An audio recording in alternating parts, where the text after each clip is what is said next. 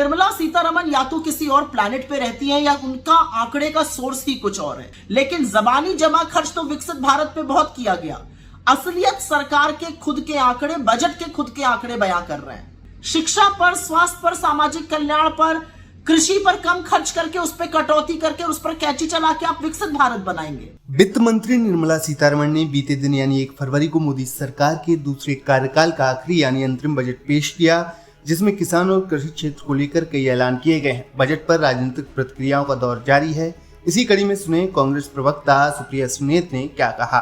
हर budget का एक परिवेश होता है, हर बजट का एक माहौल होता है और वही परिवेश बजट कैसे बनना चाहिए, उसकी क्या प्राथमिकताएं होनी चाहिए, उसको निर्धारित करता है। इस बजट के पहले देश में व्यापक रूप से छाई हुई बेरोजगारी, महंगाई, आर्थिक असमानता, ग्रामीण अर्थव्यवस्था जो पूरी तरह से ठप हो चुकी है, वेतन जो निरंतर कम हो रहे हैं, रूरल डिमांड जो डिप हो गई है, वो थी और यही सरकार की प्राथमिकताएं होनी चाहिए थी।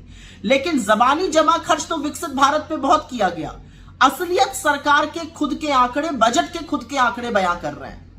विकसित भारत करेंगे, कैसे होगा भारत विकसित? कृषि पर, शिक्षा पर, स्वास्थ्य पर, सामाजिक कल्याण पर जो इस साल का बजट था उससे भी कम खर्च करने का काम इस सरकार ने किया है। शिक्षा पर, स्वास्थ्य पर, सामाजिक कल्याण पर, कृषि पर कम खर्च करके उस पर कटौती करके उस पर कैंची चला के आप विकसित भारत बनाएंगे। चलिए अगले वर्ष की बात करते हैं। इस वर्ष सरकार ने रक्षा पर, फूड सब्सिडी पर, फर्टिलाइजर सब्सिडी पर, खाद और खाद्य सुरक्षा के लिए जो पैसा खर्च किया, अगले साल उसमें कटौती कर दी गई। ये विकसित भारत बनने की बातें हो रही हैं। अब आगे की बात करते हैं। सरकार ने बहुत बड़ी बड़ी डींगे हाँकी, लेकिन जो रूरल अर्थव्यवस्था है, जो ग्रामीण अर्थव्यवस्था है, वो पूरी तरह से चरमरा चुकी है। वेतन और आय लगातार गिर रहे हैं, वहां पर डिमांड पूरी तरह से ठप हो गई है, इसीलिए कंजम्पशन खत्म हो गया इकोनॉमी में। इकोनॉमी में कंजम्पशन आधा हो गया बनस्पत पिछले साल ही, लेकिन उसके बारे में कोई चिंता नहीं। लेकिन सरकार के आंकड़े दिखाते हैं कि दिक्कत और समस्या कितनी भयावह है। सरकार ने इस साल मनरेगा का बजट 60,000 करोड़ रुपए रखा था, खर्चा करना पड़ा 86,000 करोड़।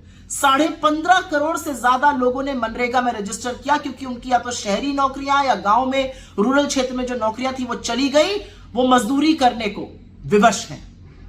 86,000 करोड़ रुपए, 26,000 करोड़ रुपए ज्यादा खर्चा करने पड़े। सरकार का अपना आंकड़ा दिक्कत बयां कर रहा है, लेकिन सरकार दिक्कत मानने को तैयार नहीं है।